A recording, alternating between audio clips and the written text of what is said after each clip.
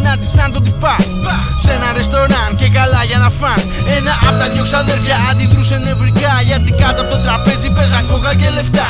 Χέρι με χέρι κάπως χοντρό τον ταλαβέρι, σαν να δίναν το αλάτι και να παίρναν το πιπέρι. Τελικά σπάσανε το βράχο 2 κιλά και πέσανε και οι δυο τους με τα μούτρα στη δουλειά.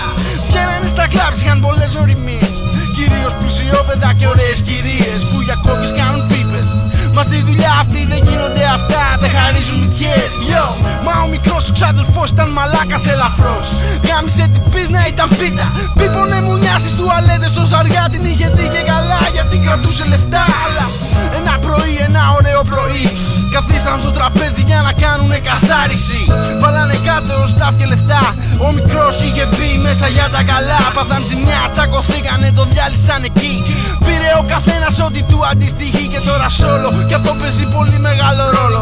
Δώσ' μου 2 τετράμετρα ακόμα και τελειώνω. Ο μεγάλος απέκτησε μεγάλους αντιπάλους και τον δώσαν καρφωτή, τώρα είναι στη στενή.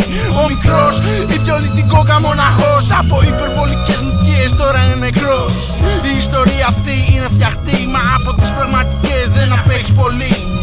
Πολλοί πεθάνανε, πολλοί είναι φυλακοί, κάποιοι άντεξαν όμως όχι για πολύ. Μια ιστορία για λίγο χρήμα. Η απληστία είναι θανάσιμη αμαρτία.